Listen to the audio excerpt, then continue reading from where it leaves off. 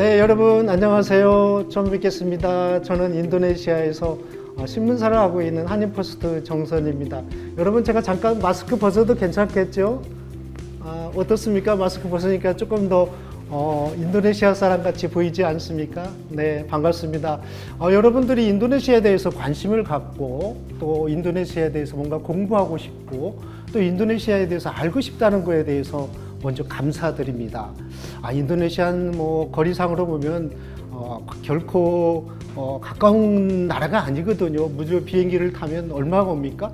7시간을 와야 되고 집에서 그 숙소를 다 하면은 10시간 이상, 어떻게 보면 또 요즘은 자가격리까지 호텔 격리까지 있다 보니까 굉장히 어려운 그런 국가이기도 합니다. 근데 여러분께서 인도네시아에서 관심을 가져서 상당히 감사하고 고맙고 또 저 역시 감동을 이렇게 갖고 있습니다. 오늘 여러분들한테 제가 무엇을 알려드릴까라는 것에 대해서 고민을 하게 됐습니다. 어떤 걸 알려드릴까? 인도네시아에서 검색하면 인도네시아 이렇게 검색하면 많은 데이터들이 있을 건데 그런 데이터들 말고 여러분들한테 뭔가 생동감 있고 또 뭔가 좀 마음에 와닿고 그리고 뭔가 여러분들이 새로운 그 마음의 새로운 가짐을 가질 수 있는 거면 좋지 않겠나 싶어서 저는 역사적 관계로 본 인도네시아, 한국과 인도네시아라는 제목을 이렇게 달았습니다. 타이틀을 보면 1300년, 628년, 그리고 100년. 이 내용으로 보면 뭔가 대단한 것 같죠? 100년도 상당한 이게 대단한 숫자인데, 628년은 또 뭐고, 그리고 1300년은 무엇인가? 이거에 대해서 상당히 관심을 가질 거고 이 마음에 상당히 뭔가 있을 거야 라고 이렇게 보여줄 건데요. 여러분 기대하십시오. 뭔가 있습니다. 과연 한국과 인도네시아의 역사적 관계가 1300년이 무엇인지, 그리고 628년은 또 무엇인지, 그리고 또 100년은 무엇인지, 그리고 지금 여러분은 무엇인지. 자, 우리 타임머신을 타고 1300년으로 한번 돌아가 보도록 하겠습니다. 네, 저는 한인동포 어느 분이 저를 행사장에서 소개를 하는데요. 인도네시아에서 가장 따끈한 사나이 정선을 소개하겠습니다 라고 하는 거예요. 그래서 내가 왜 따끈한 사이인가 라고 이렇게 얘기를 했는데 아마 제가 신문을 하고 있어서 그런가 봅니다. 제가 신문사를 경영한 지 올해로 17년이 됐고요.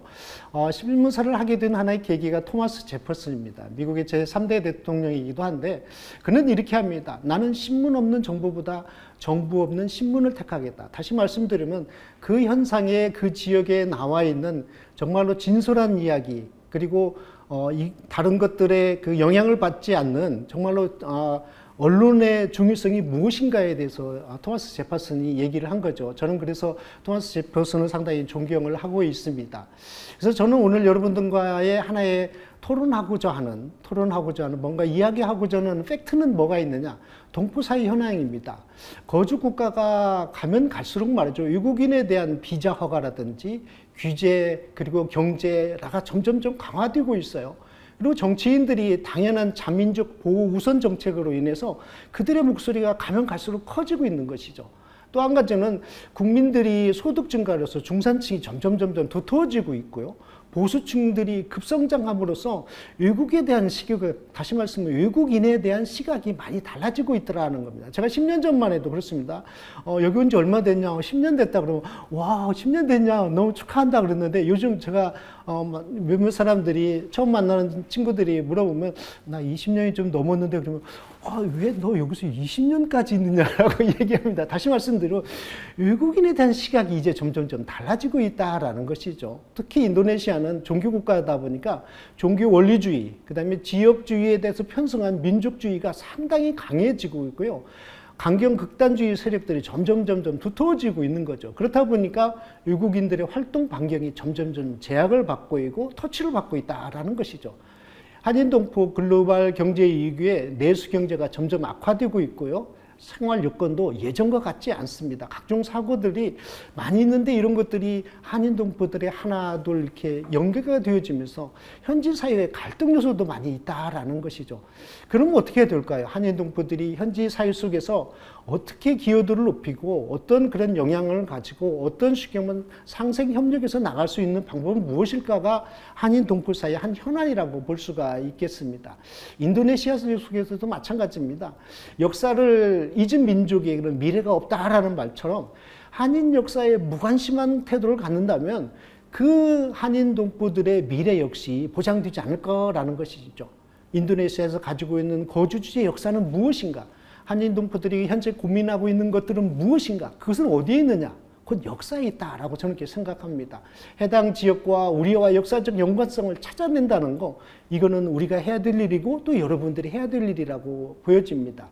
상생과 조화 그리고 협력을 가능하게 하는 힘의 원천은 과거와 현재, 미래를 관통하는 올바른 역사 의식을 갖는 거, 이게 상당히 중요하다고 생각되어지고요. 언론이 특히 나서야 되겠고요. 그리고 거기에 나와 있는 한인 동포들이 나서야 되겠고, 또 그 지역에 관심 있는 사람들이 이거에 대한 숙제를 하나하나 풀어나가야 된다라고 생각이 되어집니다. 여러분, 이 그림이 누구일까요? 제가 인도네시아에 대해서 알고 싶어서 했는데 상당히 이 그림을 보시면 뭔가 생각나는 게 있지 않습니까? 저분은 분명히 가수일 거예요. 가수니까 이렇게 나와 있고요. 근데 뭐 힘이 들은 이라는 자막이 있지 않습니까? 여러분 누구신지 아시겠죠? 아마 노래 좋아하시는 분들은 다 알 것인데요. 우리 시간이 되면 잠깐 한번 음악 한번 들어보도록 할까요?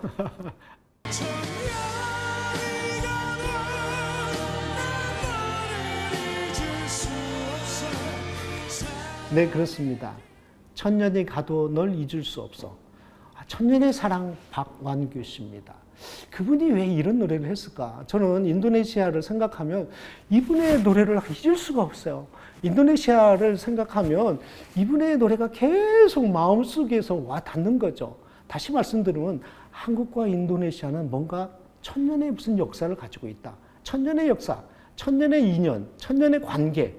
이거 앤드레스 러브가 아닐까요? 그러니까 한국과 인도네시아는 끊이냐 끊을 수 없는 그런 역사적 사실과 그 역사적 사실이 불과 10년, 20년이 아니라 100년, 200년이 아니라 1000년의 역사를 가지고 있다. 여러분 기대가 되지 않겠습니까? 한번 보실까요?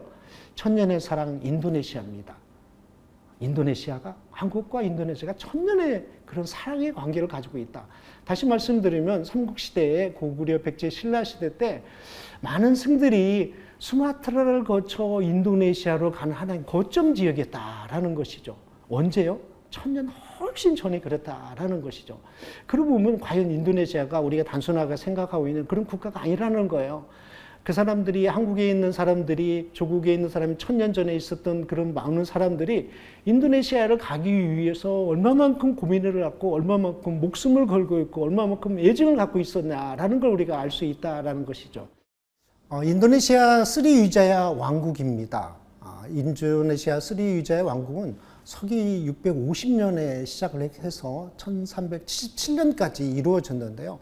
인도네시아 북부 지역의 수마트라 섬을 중심으로 해서 자와섬, 저 멀리는 태국까지 그때 당시에 서기 600년 시대에 1300년 시대에 아주 뭐 동남아시아 일대를 거의 장악한 국가가 스리위자야입니다.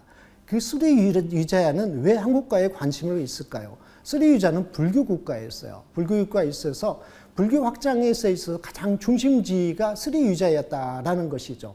스리위자는 말레이시아를 상당 부분을 차지하는 인도네시아 최초 통일 왕국이었고 인도네시아의 최대의 왕국이었다라는 것이죠. 또 나중에 제가 말씀드리겠는데 자바 지역에 마자파잇이라는 그 왕국도 있습니다. 마자파잇 이전에 인도네시아 초기 왕국 중에서 가장 왕성한 역할을 했던 쉽게 보면 하나의 왕국이었는데요. 이곳에 한국에 있는 쉽게 보면 많은 삼국시대에 있었던 많은 승려들이 왔다라는 거예요. 불과 말이죠. 무려 1300년 전에 이루어졌다라는 사실인 거죠. 그게 무엇이냐면 수마트라 해양 실크로드입니다.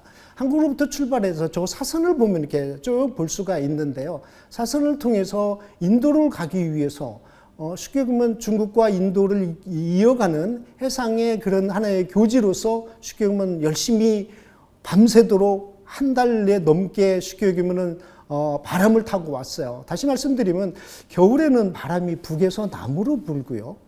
그리고 여름에는 남에서 북으로 이렇게 올라갑니다.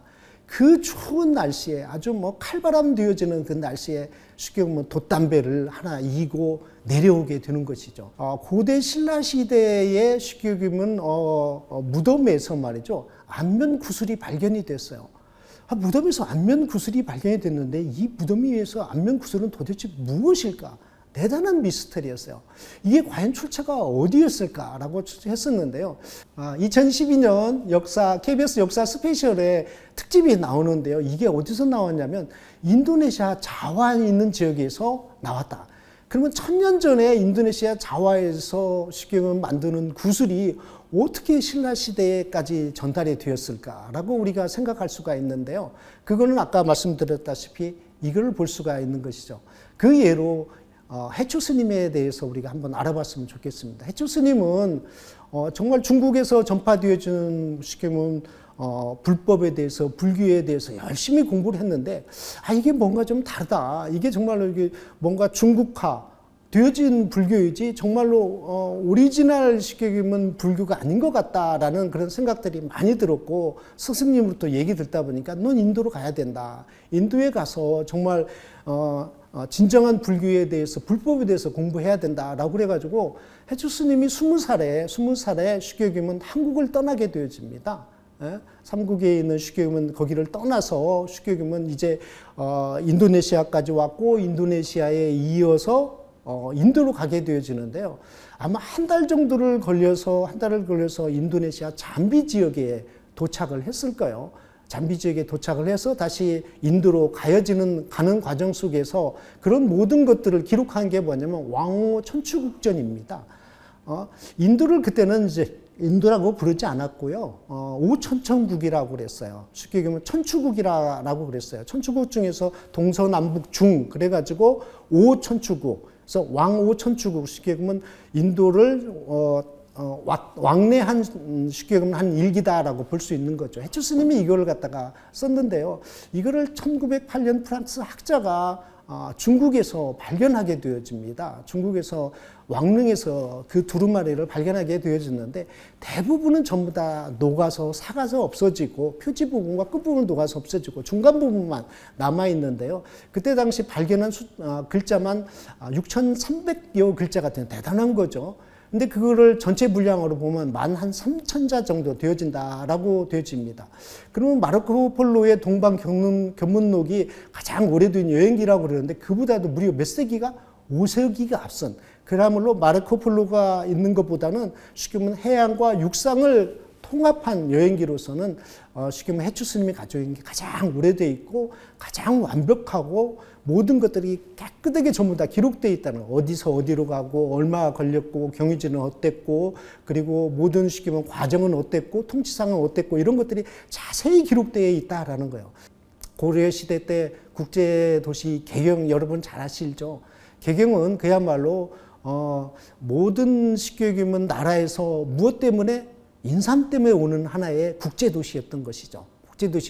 인도네시아에서는 인삼을 갖다가 꼬리소미라라고 불렀어요. 그리고 베트남에서는 그걸 갖다가 썸까르라고 불렀고요. 그리고 태국에서는 까오리소미라고 불렀고요. 말레이시아는 레쿠숨이라고 불러요. 지금은 진생이나 인삼이라고 많이 하지만 예전에 몇백 년 전에, 1000년 전에는 이런 식으로 다 불렸다라고 그래요. 인도네시아 기록을 보면 죽어가는 사람이 이상한 뿌리를 하나를 잡았는데 그 뿌리를 보고 살았다라는 거예요. 그게 무엇이냐면 곧 고려인삼이었던 것이죠.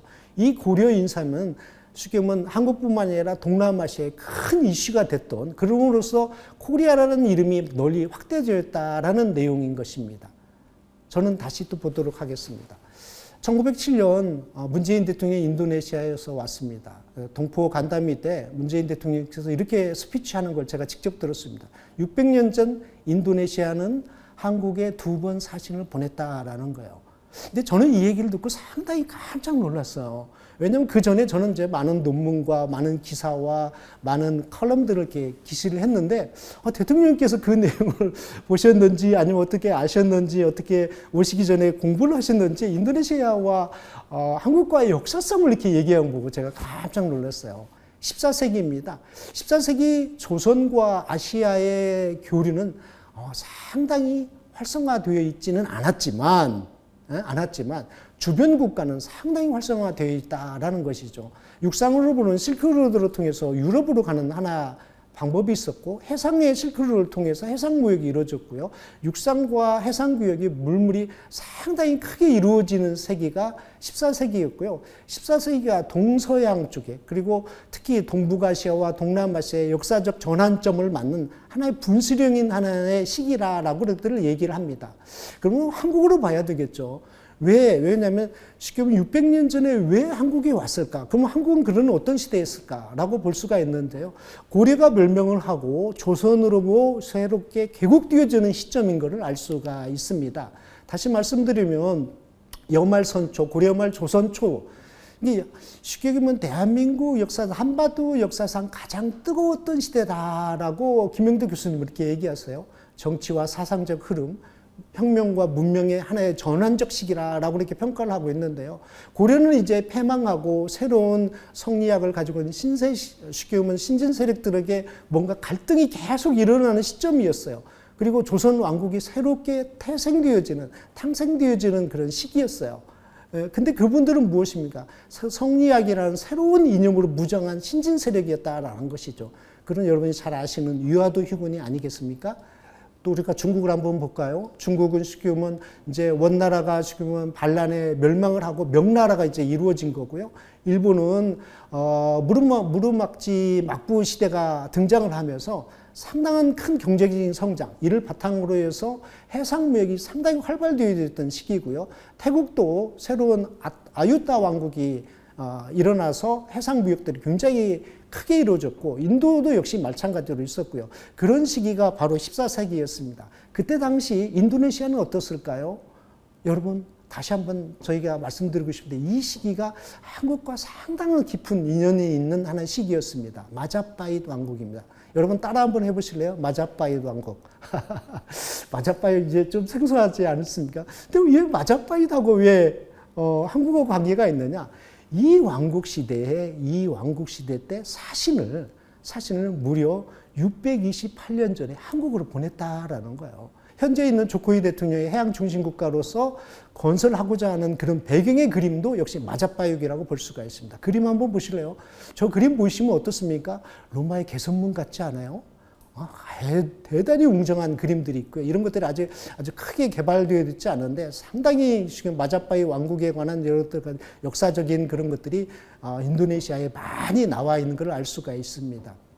이 그림을 보면 아주 대단한 쉽게 보면 얼굴 한번 보세요. 무섭게 생겼지 않습니까? 인도네시아의 원주민으로서 아주 굉장한 특징을 가지고 있는데 이분의 이름은 마자파히트의 쉽게 보면 가자마자 왕은 아니고 재상이었어요. 마자파히트 왕국의 쉽게 보면 총리급 재상이었는데 이분이 굉장한 파워를 가지고 있어요. 제가 추론컨대 이 아마 마자파히트 왕국의 명령이 아니면 한국으로 갈 수가 없었어요. 그때 당시 쉽게 얘기하면 약 200톤 정도의 아주 큰 배죠. 200톤의 배를 사람이 타고 쉽게 조선으로 가게 되어집니다. 제가 추론꼴 때 조선을 위해서 간 게 아니고요. 제가 알기로는 고려를 위해서 갔을 거예요. 뭐 때문에? 고려 인삼, 블루초를 가져와라 라는 것을 갔는데요. 한국 땅에 도착한 사람 이름은 진원상입니다. 깜짝 놀랐죠. 인도네시아 사람의 이름이 아니고 진원상이에요. 진원상이 뭐 한국 사람이니까 저희도 보면 진실한 성이 많이 있는데 한국 사람이 아니고요. 화교로 추정이 되어집니다. 화교를 선택을 해가지고 한국으로 보내게 된 거죠. 조선 땅으로 보낸 거죠. 이런 기록들이 어디에 다 나와 있냐면 쉽게 보면 조선 왕조실록, 태조실록, 태종실록에 자세히 기록되어 있어요. 아주 자세히 기록되어 있어요. 얼마만큼 자세히 기록이 되어 있느냐라고 하면 쉽게 보면 몇 명이 왔고 무슨 일을 당했고 어떻게 됐다 어딘지에 도착했다 육하 원칙에서 아주 꼼꼼하게 기록되어 있는 걸 알 수가 있습니다. 628년 전 1394년에 진원상은 쉽게 말씀드리면 인도네시아 최초의 주한 인도네시아 제2동포인 거죠. 그 사람이 쉽게 보면 조선 땅에 도착을 해서 그거를 알게 되어진 쉽게 얘기하면 왕이 벼슬을 내리게 되어집니다. 소윤부정이라는 벼슬을 내리게 되는데 그 소윤부정은 무엇이냐? 이제 달을 보면서요, 해를 보면서 별을 보면서 천문학을 연구하게 그럼 해갖고 벼슬을 주면서 쉽게 보면 거기서 살게 하는 거죠. 근데 그 사람의 목적이 무엇이 있을까요? 그 사람은 이렇게 태종실록기에 이렇게 기록이 되어 있습니다. 거기에 아주 자세히 기록되어 있어요. 쉽게 얘기하면 배 안에 있는 사람은 60명이었는데 거기에서 죽은 사람은 21명이고 살아서 해안에 올라온 사람은 몇 명이다? 40명이다 라고 그랬어요. 그리고 이분은 다시 6년 만에 다시 어디로? 인도네시아로 돌아갑니다. 돌아가기 전에 아마 태조 이성계나 쉽게 얘기하면 왕들한테 계속 얘기했어요. 폐하 인도네시아하고 자와섬하고 교류하게 하십시오. 교류합시다라고 했는데 이게 안 되는 거예요. 또 몇 년 만에 6년 만에 다시 돌아와요. 근데 그때는 쉽게 말하면 진원상이 온 게 아니고 아들이 오게 되어집니다. 아들이 오게. 그러면 이 아들을 왜 보냈을까? 제가 말씀드렸잖아요. 거기서 한국에서 6년 이상을 살았어요. 그러면 그 아들이 혹시 한국 사람하고 이렇게 결혼한 조선 사람들하고 결혼해서는 아들이 아닌가 저는 모르겠습니다만 어쨌든 아들이 옵니다. 근데 아들이 그냥 빈손으로 오는 게 아니고 그때는 정식으로 쉽게 얘기하면 사신 자격으로 옵니다. 사신 직함, 아르야라는 직함을 가지고 오는 거죠. 마자파에 나온 것을 최고 등급의 쉽게 얘기하면 사신에게 주어진 쉽게 얘기하면 칭호를 가지고 오면서 또 역시 얘기를 합니다.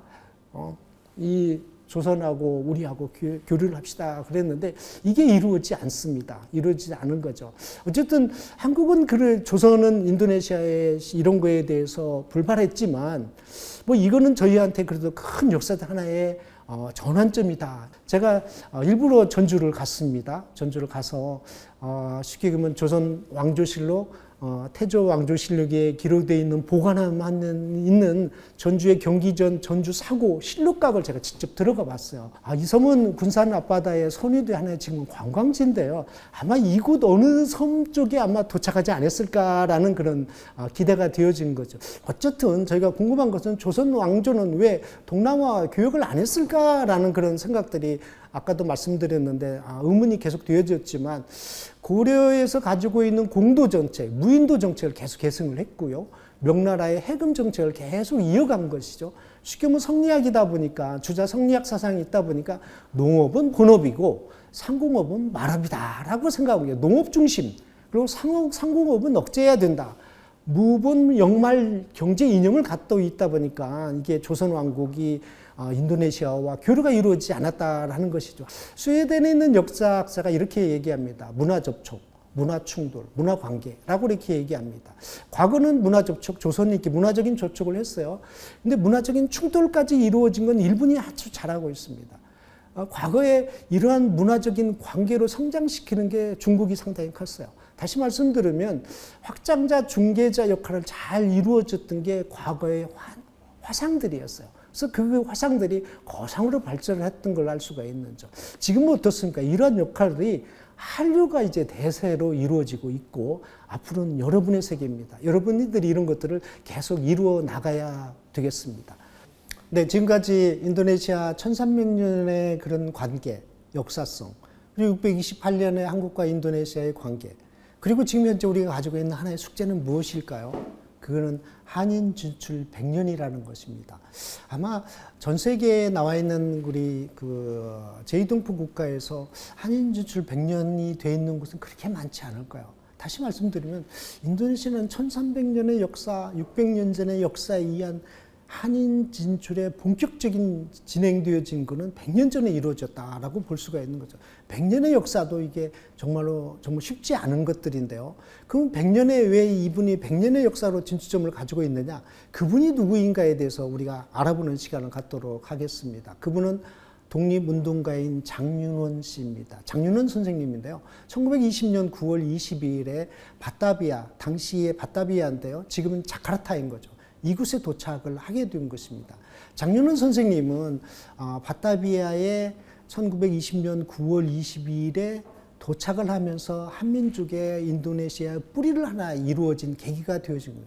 그분이 아마 인삼장사였거나 아니면 다른 비즈니스 때문에 왔으면 제가 저희 한인사회가 이분을 갖다가 처음에 시발로 이렇게 보지 않을 수 있는 것입니다. 하지만 이분은 독립운동가였기 때문에 독립운동가에서 쉽게 보면 독립운동을 하기 위해서 피난 와서 자카르타까지 왔고 또 역시 여기에 있으면서 후손들이 그리고 그 후에 진출했던 한인들을 위해서 목숨을 바쳐서 일했던 분이어서 우리 한인 사회가 이분을 갖다가 한인 사회의 진출의 원년으로 이렇게 잡고 있다라고 볼 수가 있습니다. 장윤원 선생님은 쉽게 얘기하면 도착하면서 그 후에 이제 일본군들이 다시 인도네시아를 점령하고 일본군들에 따라서 조선 쉽게 얘기하면 한인들이 쉽게 보면 약 한 2천여 명, 1,400에서 2,000여 명까지 늘어나는데요. 이분들이 여기 오게 됩니다. 왔다가 일본이 팽하면서 오갈 데 없는 사람들, 어떻게 하면 다시 이분들을 돌려보내야 되는데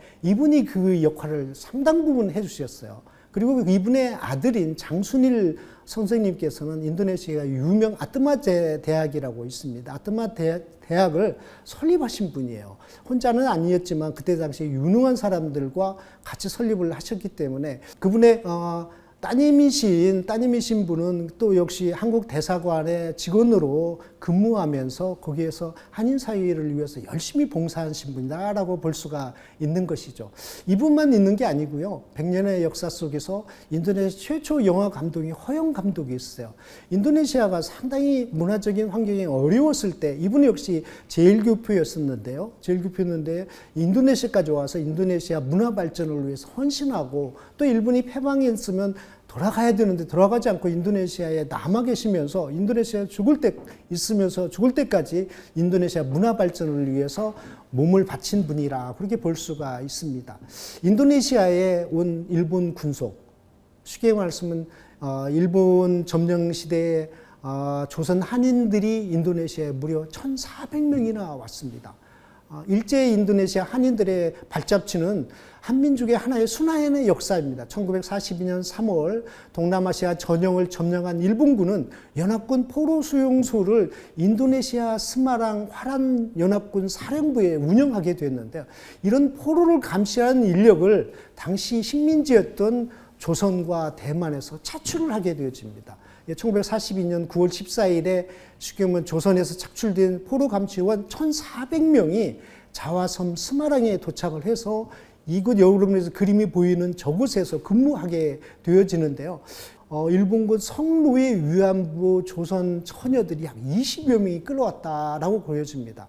거기에서 살아남아서 한국에 돌아가서 정성훈 할머니가 내가 일본군의 위안부였다고 처음으로 증언했던 분인 거죠. 혹시 YTN에 한번 들어가서 검색을 해보시면 스마랑 위안부에 대해서 보면 제가 리포팅한 내용이 있는데요. 지금 현재 그림 보이는 저곳이 일본군 성노예 위안부들이 살았던 곳입니다. 지금 그대로 저 모습 그대로 남아 있습니다. 제가 저곳을 3번, 4번 갔는데요. 갈 때마다 정말 간장이 무너지는 것처럼 눈물이 나고 그러는데요. 아마 저런 곳이 약 한 70여 채가 있어요. 70여 채가 있으면서 조선에서 온 쉽게 그러면 우리 처녀들 그다음에 현지를 갔다가 거기에서 성노예 위안소를 운영했다라는 걸 볼 수가 있는데요. 소녀시대라는 소녀시대 SNSD,라고 이렇게 소녀시대라고 이렇게 있는 거예요. 제가 이게 지금 무려 10년 전에 제가 이거를 사진을 찍었는데 그때 당시 소녀시대가 가장 인기 있었어요. 근데 왜 성노예 위안소 그 자리에 저게 글씨가 있었을까? 저게 누가 썼을까요? 제가 볼 때 한국 사람이 쓴 글씨 같지 않고요. 누군가 그림을 그렸는데 저 내용 옆에 보면 일본식 그림, 일본식 글자들이에요. 일본식 글자들이어서 혹시 저거 일본 사람들이 와서 저런 걸 썼지 않았을까? 뭐 이런 것도 추정이 되어지는 거죠. 이게 상당히 저한테는 상당히 충격이었다라는 것입니다. 그때 당시 전쟁이 끝나고 연합군이 다시 인도네시아를 점령하면서 바타비아 쉽게 보면 연합군 재판소가 형성이 되었는데요. 그때 당시 거기에서 성노예 위안소를 운영했다라는 명목으로 저 연합군 포로 수용소 소장이 총사령을 받게 되어집니다. 이것으로 인해서 일본이 성노예 위안부를 운영했다라는 역사적 증거로 남게 되어진 것이죠. 저는 한인포스트에게 이렇게 게재를 했습니다. 스마랑 위안부 소년상을 세우자라고 해서 한인 사회로부터 많은 쉽게 보면 지지와 격리를 받았습니다만 아직까지 세우지 못한 거가 있습니다. 그리고 거기에서 활동해서 죽었던 많은 거기에 있었던 군속들이 있거든요. 군속들이 그냥 있었던 게 아니고 나중에 탈출을 해서 지금 독립운동을 하게 되어지는 거죠. 지금 독립운동을 했던 하나 그 명칭이 뭐냐면 인도네시아 고려 청년 독립당입니다. 거기에 이상문 애국지사가 나중에 거기 독립운동을 하다가 한국으로 가셨거든요. 근데 저희가 직원을 통해서 직접 방문을 해서 제가 감사장을 드렸는데요. 그 사진들이 이렇게 나와 있는 것이죠. 고려 청년 독립당이 거기에서 쉽게 말하면 반란을 일으켜가지고 일본군하고 거기서 7일 동안 총격전을 벌이게 되어집니다. 그곳이 곧 어디냐면 연합군 포로수용소 안바라 의거라는 곳입니다. 그분들이 거기에서 싸움을 하면서 자결하는 그 장소가 있는데요. 자결하는 곳에 쉽게 말하면 거기에는 아무것도 없어요. 아직도 거기에 그냥 밭으로 이렇게 운영되고 있고요. 거기 독립했던 그런 장소들이 아무런 역사적인 그런 저기가 없어서 상당히 마음이 아픈데요. 어떻게든 지금인 그런 유령탑이라도 아니면 기념비라도 세워야 되겠다라고 하는데요. 현 한인수회에서 올해는 거기에 뭔가 기념비를 세우려고 이렇게 노력을 하고 있습니다. 인도네시아 최초의 한인단체가 결성됐습니다. 제자바 조선인 민위 조직이 1945년에 이루어진 거죠.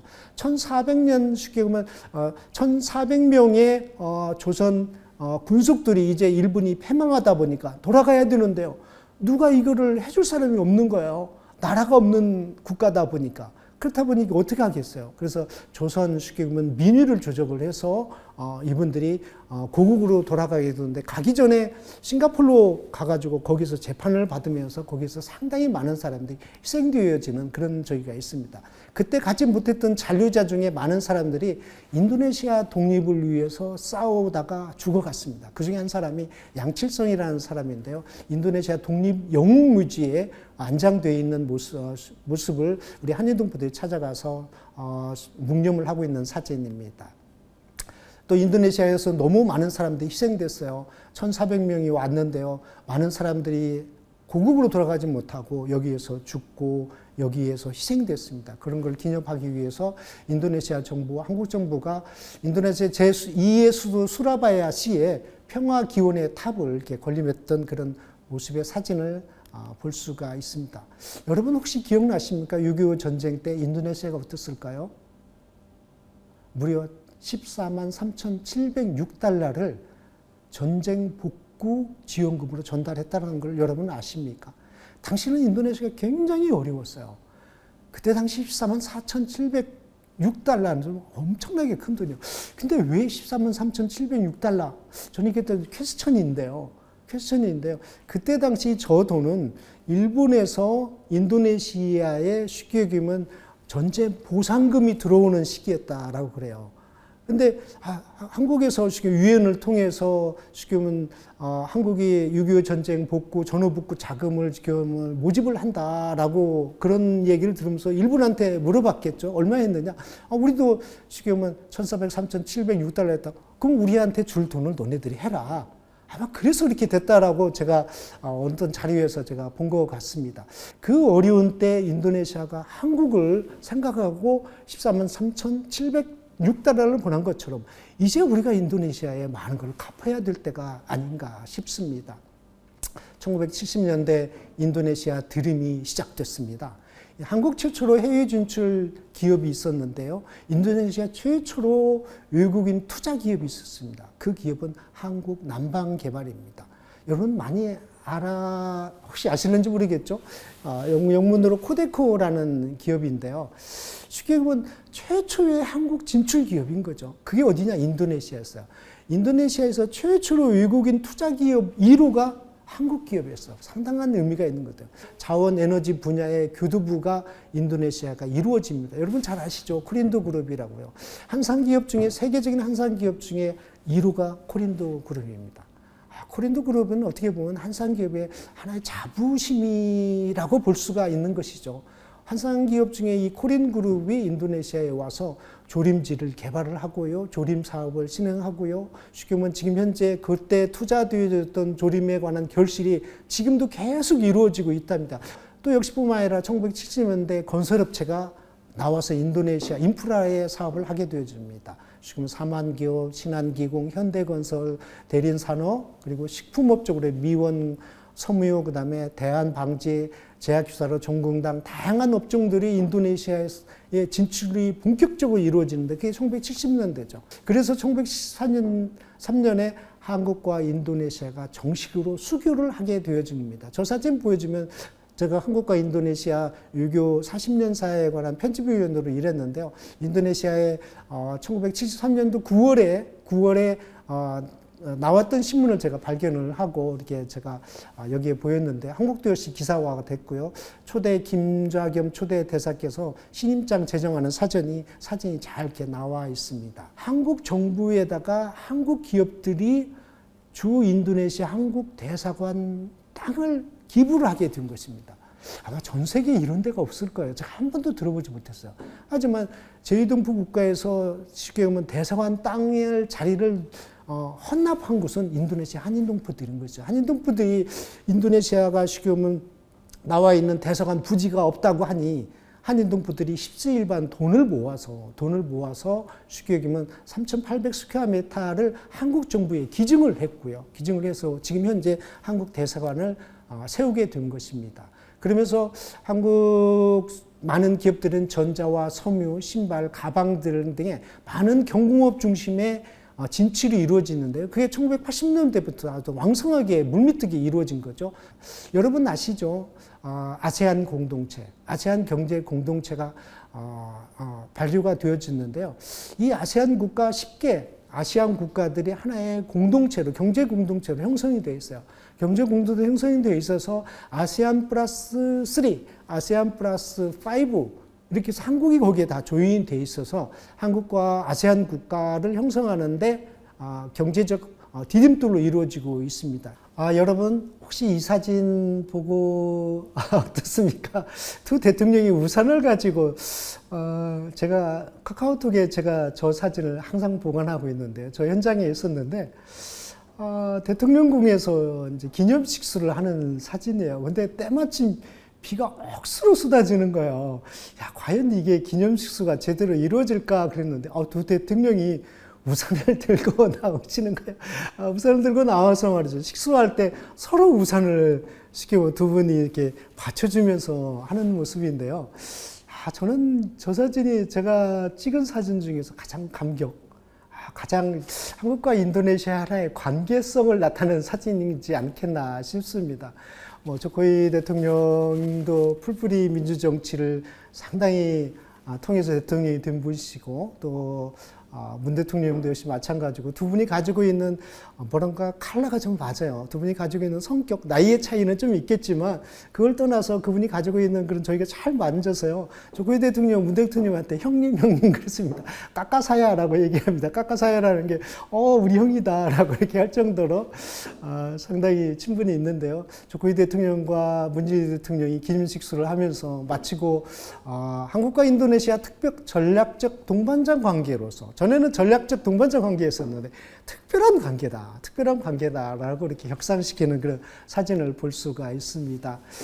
제가 어느 날 갑자기 대통령궁에서 전화를 받았었는데 빨리 오라는 거예요. 그래서 왜 그러냐 그랬더니 다른 얘기 하지 말고 빨리 오래 해서 막 대통령 가가지고 패스 딱 이렇게 통과해서 딱 갔더니 거기 한국 대사하고 북한 대사가 이렇게 딱 나와 있는 거예요. 그래서 대사님이 또 어쩐 일이냐고 인도네시아 조코이 대통령이 두 대사를 불렀다라는 거예요. 두 대사를 불러가지고 쉽게 어떻게 좀 화해도 시키면서 남북 관계에 관한 이런 것들을 협의하겠다라고 해서 두 대사를 전에는 그런 적이 없었는데 인도네시아에 처음으로 이렇게 두 대사를 초청을 해서 간담회를 갖는 거죠. 그래서 제가 두 대사님한테 두 분 악수 한번 하세요. 그래서 제가 이 사진을 찍었는데요. 두 대사가 남북한 대사가 손을 잡고 공동 기자회견은 아마 해외에서 아마 처음 있지 않나 싶은데요. 저는 이제 100년은 지났지만 한국 인도네시아 한인 100주년 기념관을 건립하자라고 이렇게 주장하고 싶습니다. 왜냐하면 어딘가 여기저기에 산재되어 있는 1300년의 역사, 628년 전의 역사, 그리고 100년의 역사가 뿔뿔이 다 흩어져 있어요. 이것을 좀 한 군데에 다 모아놓고 과거의 100년, 과거의 628년, 과거의 1300년의 역사도 중요하고 그리고 앞으로 다가올 50년, 100년, 1000년의 역사는 또 어떻게 할 건지, 우리의 후손들이 어떻게 할 건지, 우리의 자손들이 어떻게 할 건지, 그리고 우리 2세대들은 어떻게 할 건지에 관한 비전적인 그런 관계의 그런 기념관이 필요하다라고 얘기 드는데요. 아마 한인회에서 이거에 대한 비전을 갖고 추진해 주기를 바라겠습니다. 네. 저는 이제 과거의 이야기를 이제 끝을 내고요. 지금 현재 우리가 과거만 이야기 됐고, 옛날 이야기는 우리가 많이 들었는데, 그럼 오늘 지금의 인도네시아와 한국과의 이슈는 뭐가 있을까? 이게 더 중요한 것이죠. 지금 현재 무슨 일이 일어났을까? 코로나 팬데믹 때 인도네시아에서 무슨 일이 일어났을까?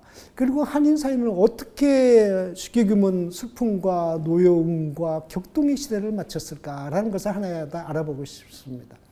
저는 2020년 송년회에 이렇게 썼습니다. 코로나가 뒤흔든 인도네시아.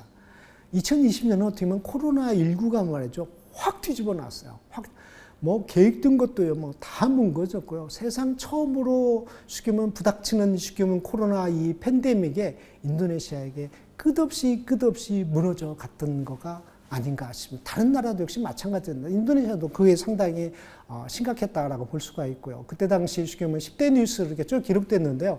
제가 코로나 10대 뉴스를 처음으로 이렇게 썼던 그런 기억이 나서 그 당시 사진들을 이렇게 썼습니다. 그리고 21년은 작년이었죠. 1월에 21년은 마스크를 벗고 환하게 한번 웃어보자라고 제가 신년을 이렇게 희망을 했는데요. 결국 마스크를 못 벗게 되어집니다. 못 벗고 다시 2022년을 이렇게 맞이했습니다. 저는 불과 2주 전에 2020년 한인동포 5만 명 시대가 온다.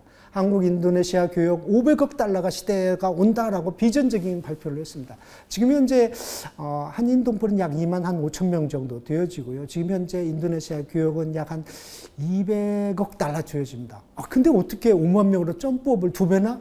그리고 교역도 어떻게 200억 달러도 지금 차이 안 되어지는 200억 달러 될 겁니다. 근데 500억 달러까지 갈 수 있느냐? 충분히 가능합니다. 충분히 가능한 이유는 한국의 많은 기업들이요, 동남아 기지로서, 아시안 기지로서 인도네시아를 선택하고 있어요. 인도네시아를 선택하고 있어. 쉽게 보면 현대자동차, 전기차의 생태계를 쉽게 보면 인도네시아를 통해서 구성되어지고 있고요. 지금 롯데케미칼, 현대엔지니어링, 그다음에 포스코, 쉽게 보면 한국의 아주 큰 그룹들이 인도네시아에 밀물 투자를 하고 이미 진출하고 있다라는 것입니다. 과거 올 것이 아니고 이미 들어와서 한인 사회가 새로운 변혁으로 코로나를 이기고 새로운 혁신으로, 새로운 성장으로, 새로운 부흥으로 이루어질 거라고 저는 강력하게 주장합니다.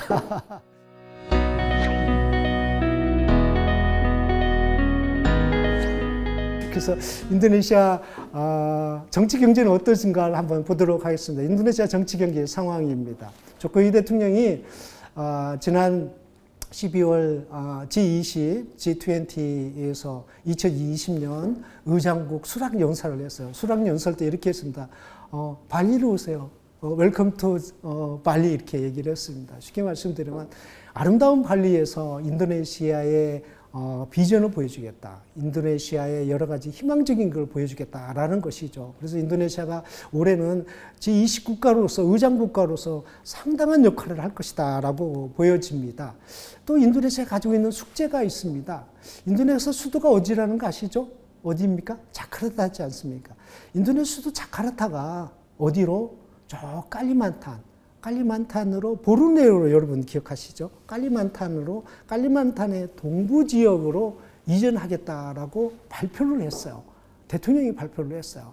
아직 여러 가지 이제 법령 과정들이 국회에 올라가서 이제 신도시 이전법이라는 거가 통과가 돼야 되겠지만 어쨌든 이거에 대해서 오랫동안 연구를 했습니다. 조코이 대통령이 지금 8년째 재임을 하고 있는데 5년에서 다시 투표에서 다시 재선이 돼서 이제 10년 임기를 하고 있는데 지금 8년째 하고 있는데요.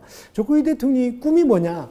수도 이전이에요. 수도를 인도네시아, 자카르타에서 도저히 인도네시아에 가지고 있는 100년 대계를 이룰 수 없다.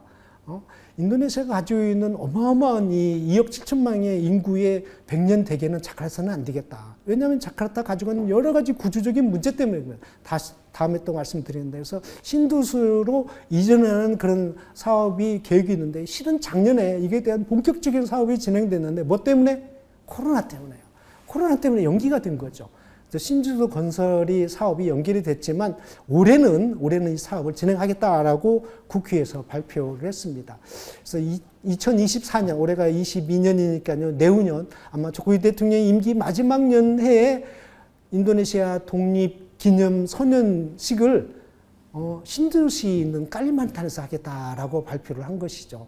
아마 거기에 수도가 형성이 되어지면 경제가 약 한 1,800억 달러의 경제 규모가 다시 창출이 되어지고 일자리도 약 한 380만 명에서 500만 명까지 일자리가 형성이 되어지고 새로운 수도 중심으로 해서 새로운 구도가 새로운 형성이 되어질 거라고 정부는 기대하고 있는 것입니다. 여러 가지 숙제가 있습니다만 기대가 되어집니다. 그래서 한국에서도 행복청 직원들이 인도네시아 정부에 파견돼서 나와서 일하고 있는 거죠. 신수도 이전에 관련되어진 여러 가지 프로젝트를 진행하면서 각 국가에서 파견된 것은 오직 어디라고요?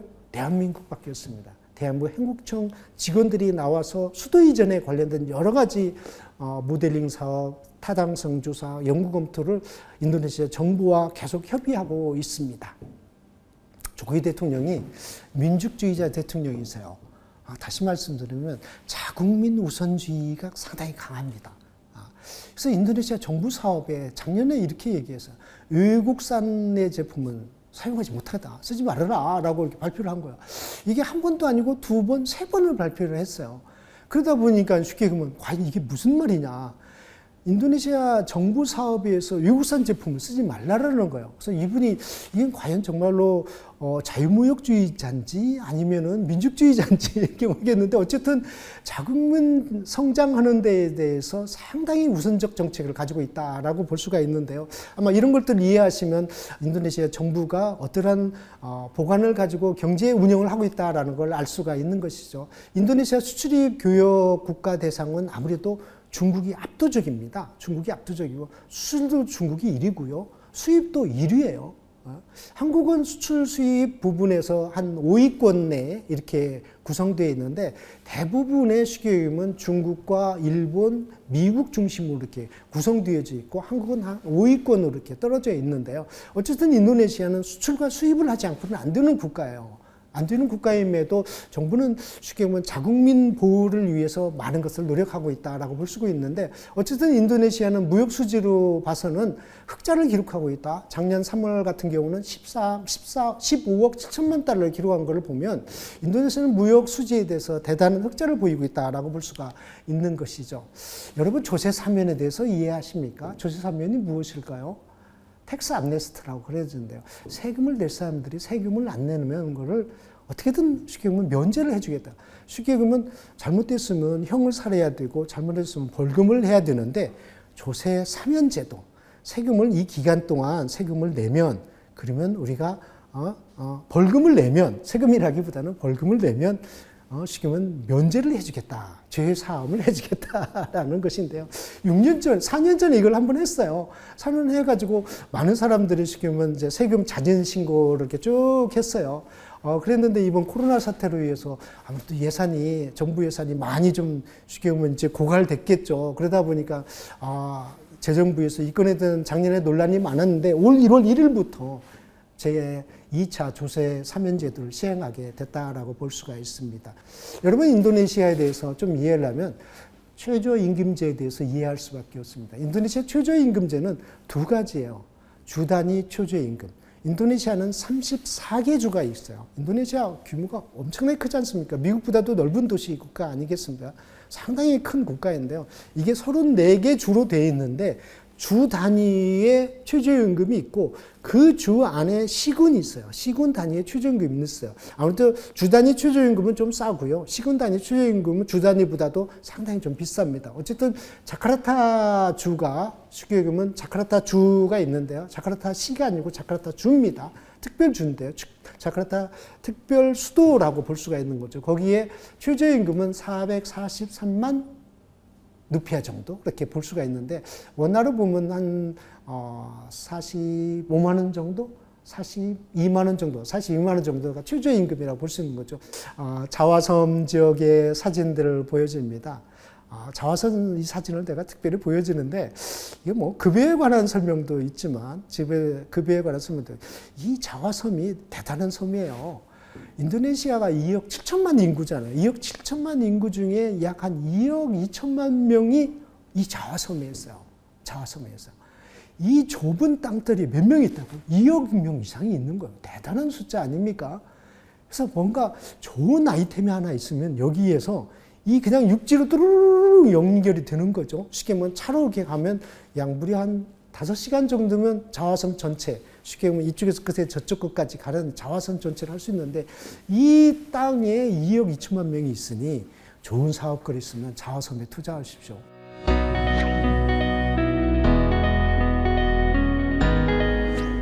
이 사진 무엇인지 알겠습니까? 대통령님께서 백신을 맞는 그런 사진인 거죠. 앉아 계신 분은 조코이 대통령이고요. 서 계신 분은 주치 지금 의학 박사인데요. 근데 그 사진이 상당히 그 당시에 이슈가 됐던 이유가 뭐냐면, 처음 접종자를 누가 할 것이냐에 대해서 인도네시아에도 상당히 논란이 됐고요. 한국도 역시 백신 접종을 누가 할 것이냐, 대통령이 해야 된다라는 이야기도 있었는데, 인도네시아도 역시 마찬가지였어요. 근데 조코이 대통령이 좋다, 내가 먼저 하겠다. 쉽게 보면 그 위에 표시가 뭐냐, 아만이라고 그랬거든. 안전하다, 걱정하지 마라, 내가 보장하겠다, 이런 의미다. 그래서 그분이 처음으로 백신 접종을 하는 걸 갖다가 그 사진인데요. 저게 쉽게 보면 전 미디어들이 TV 방송이 생중계가 됐어요. 생중계 돼가지고 접종 받는 모습이 클로즈업이 돼가지고 하는데, 주치의가 이제 연세가 많으시다 보니까 뭐 그러셨는지 아니면 막 국민적 이슈가 그랬는지 막 떨려가지고 떨리는 모습이 클로즈업이 돼가지고 저것 때문에 오히려 더 인도네시아 국민들이 불안해했던 그런 모습이 있기도 하고, 어쨌든 이제 주치의는 내가 너무 떨려서 그랬다라고 이렇게 얘기했는데, 어쨌든 접종은 잘 했다라고 합니다. 제가 먼저 이 기사를 보고 놀랐습니다. 아스트라제네카 잘 아시죠? 어디신지요? 영국에 있는 백신 개발 회사인데요. 아스트라제네카 백신을 개발한 사람이 누구라고요? 혼자는 아니겠지만 인도네시아 여성 과학자라는 거죠. 젊은 여성 과학자인데요. 이분이 그중에 멤버가 돼서 개발에 참여를 해서, 이분도 그거에 대한 특허권을 가지고 있다라고 그래요. 그러다 보니 뭐 돈은 잘 모르겠습니다만, 어쨌든 인도네시아 국민으로서 상당히 자부심을 갖는, 코로나 팬데믹으로서 인도네시아 국민들이 엄청난 충격과 엄청난 환란과 고통과 희생이 있었는데, 이 소식을 듣고 많이 위안이 됐다라고 볼 수가 있는데요. 인도네시아 코로나 현황 궁금하시죠? 지금 현재 인도네시아가 과연 몇 명이 될까? 밑에 그래프를 한번 보실래요? 밑에 그래프를 보면 790명, 600명, 800명, 400명, 300명, 뭐 이렇게 해서 100명대 이렇게 해서, 이게 혹시 믿어집니까? 보건부는 이렇게 이야기합니다. 집단 면역이 형성되어 있다라고 합니다. 여러분 한번 보실까요? 그러기 전에 먼저 한번 말씀드리겠는데, 인도네시아 코로나의 최악의 상황들이 이루어졌습니다. 무려 거기에 지금 현재 그림에 나왔는 그 3만 6천 명 정도 나와 있는데요. 5만 5천 명까지 이렇게 되어지면서 인도네시아 지금은 일일 확진자 발생이 세계에서 1위였어요. 사망자도 세계에서 1위 한 때가 있었습니다. 그때가 언제냐면 2021년 7월 중순 정도 되었는데, 그러면서 인도네시아에서 난리 난 거죠. 병원은 병원들마다 자카르타 모든 병원이 모두 풀이했고요. 쉽게 말하면 지방병원 역시 마찬가지고요. 환자들로 텐트 속에 복도에 말이죠. 아비규환이 일어날 때가 7, 8월이었어요. WHO에서 이렇게 얘기했습니다. 실제 감염자 수는 공식 발표보다 몇 배라고요? 38배가 많다고. 2배, 3배도 아니고요. 38배가 많다라는 거예요. 그럼 얼마나 많은, 인도네시아 정부에서 5만 5천 명을 발표했는데 그보다도 더 많은 38배의 일일 확진자가 나오고 있다라는 것이죠. 이게 곧 무엇으로 가고 있느냐? 쉽게 보면 면역으로 가고 있는 거죠. 이제 쉽게 보면 유행병에서 전염병에서 풍토병으로 전환할 시점이 됐다라고 조코이 대통령이 발표한 내용인 것입니다. 인도네시아는 거의 자연적 면역이 되어져 가고 있다. 자카르타에서 주정부에서요, 주민들에 대한 쉽게 말하면 항체 검사를 했는데 무려 몇 프로가요? 70%가 면역이 돼 있는 거예요. 어떤 면역? 백신으로 의한 면역보다는 자연 면역이 이루어지고 있다라는 거예요. 그래서 우게엠이라고요, 인도네시아 두 번째로 큰 대학입니다. 쉽게 보면 가자마자 대학인데요. 가자마자 대학이라고 그러는데 이 가자마자 대학에서 전 국민의 80%가 감염이 됐다라고 발표를 했어요. 어마어마한 숫자죠. 어떻게 전 국민의 80%가 쉽게 보면 감염이 됐다고 발표하니까 쉽게 보면 코로나 대책본부하고 WHO에서 조사 한번 하자 그래가지고 무려 2달 동안 조사를 하게 되었습니다. 어떤 결과가 나왔습니까? 쉽게 보면 인도네시아 전역의 1000개의 도시와 시군 단위에서 조사를 하게 되어지면서 나온 발표는 무엇입니까? 이겁니다. 밀집 도시에서 코비드 항체가 몇 프로? 94%라는 거예요. 그럼 90%라면 거의 다라는 거예요.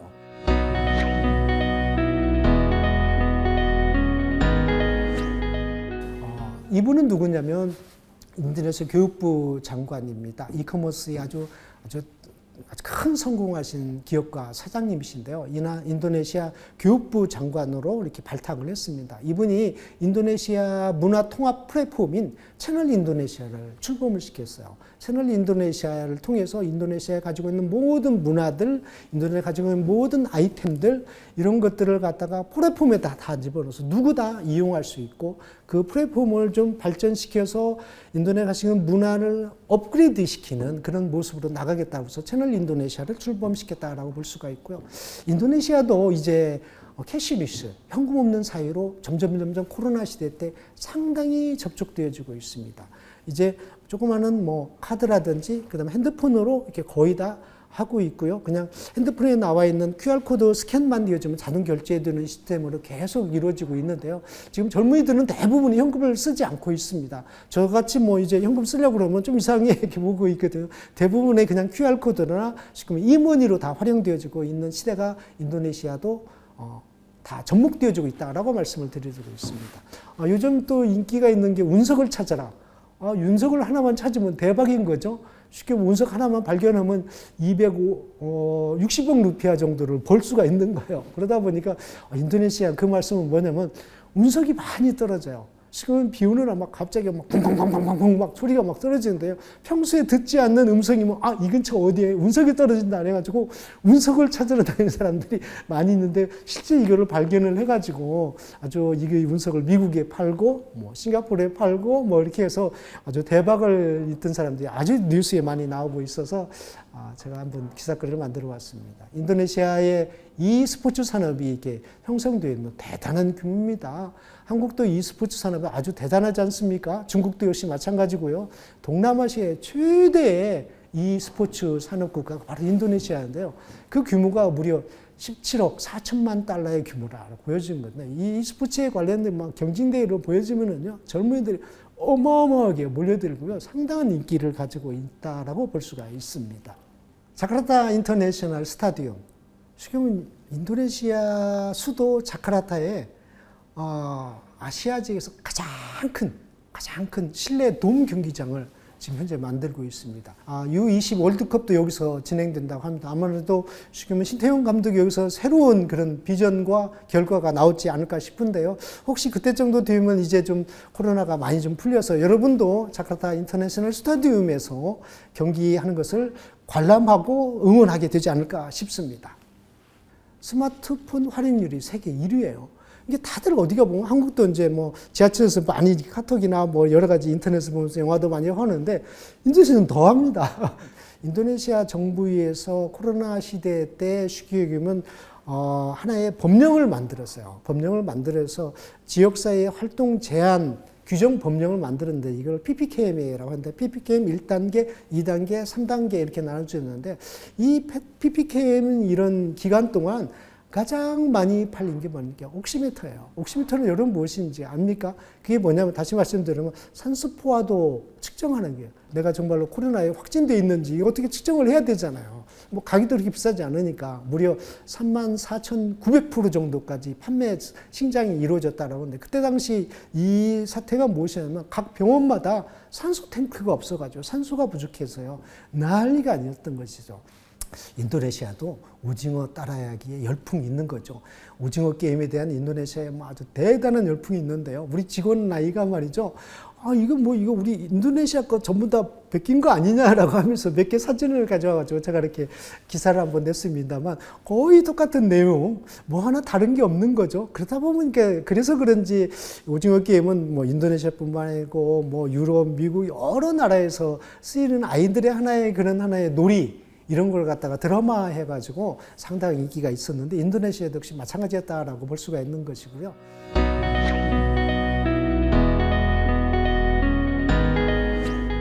지금 현재 인도네시아 한인동포의 코로나 현황 어떻습니까?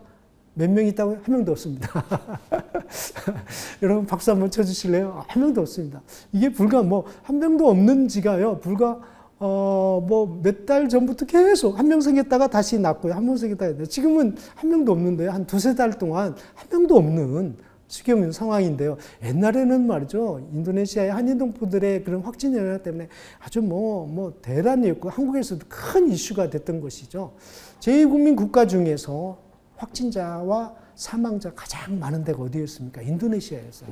인도네시아 한인동포들이 가장 많은 확진 현황이 있었고요. 쉽게 얘기하면 18분이 이렇게 돌아가셨고요. 88분이 한국으로 비행기나 헬리콥터를 타고 가시고, 그리고 아마 거기에 대한 발표된 인원수만 한 800명 정도 되어지는데 신고 안 한 분까지 하면 2,000명 정도 되지 않을까 싶은데요. 인도네시아가 상당히 많은 그런 확진자 속에서 한인동포들도 이 수교금은 폭풍을 벗어나지 못했다라는 걸 알 수가 있습니다. 다음은 최근 뉴스인데요. 한국이 요소수로 대란이 났지 않습니까? 대란 사태가 인도네시아에서 아주 빅 뉴스가 일어났고 그 소식이 어디까지요? 인도네시아까지 전달이 되어진 거죠. 그거를 알게 된 인도네시아 정부에서 쉽게 보면 요소를 한국 정부에다가 3년 동안 공급을 하겠다. 월 10,000톤씩 공급을 해주겠다라는 그런 계약 내용인 거죠. 이 뉴스인데요. 조이 대통령이 이제 인도네시아에서 국제 모터사이클 경기가 있었는데요.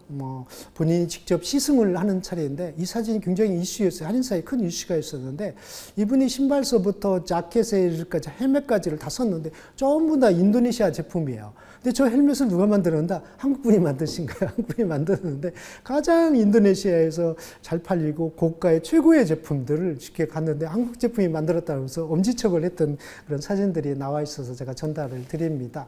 현대자동차가 LG와 함께 쉽게 보면 인도네시아 배터리 공장을 하는 데에서 MOU를 했고요. 거기에 대한 첫 삽을 떴는데 조이 대통령이 참석을 하면서 거기에 대한 스피치를 했던 내용이 큰 이슈가 되어지는데요.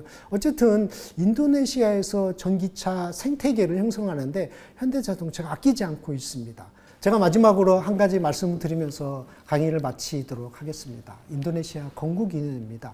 인도네시아 건국 기념에 판짜실라라고 하는데요. 산스크리트어로서 판짜라는 말이 다섯이라는 말이고요. 실라라는 말이 원칙입니다. 5가지 원칙인 거죠. 저 사진에 보면 별 모양이 있는데 신에 대한 유일신, 그 다음에 체인 모양이 있지 않습니까? 인간의 존엄성, 나무 위에 있잖아요. 나무 모양은 지금 통일 인도네시아, 그 다음에 물수 모양은 민주주의, 이라를 하고요. 그 다음에 쉽게 보면 면화 그림이 있는데 사회의 그런 정의 구현 이런 걸 놨는데 인도네시아가 이 건국 기념으로서 인도네시아의 많은 종족들 17,000여 개 되어지는 종족들과 섬나라들을 갖다가 통합시키고 있는 거예요.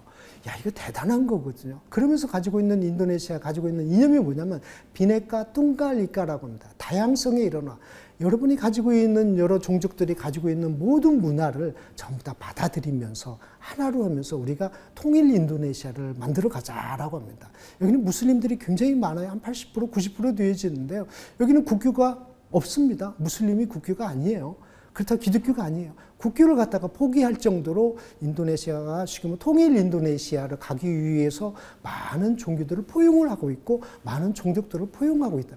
대단한 포용성을 가지고 있는 쉽게 보면 인도네시아입니다. 이제 그 인도네시아의 여러분 차례입니다. 여러분께서 비전과 꿈을 가지고 인도네시아에 오셔서 이러한 지금 인도네시아에 가지고 있는 포용성에 관한 쉽게 보면 비전들을 확대시키고 확장시키기를 바라겠습니다. 지금까지 들어주셔서 대단히 고맙습니다. 감사합니다.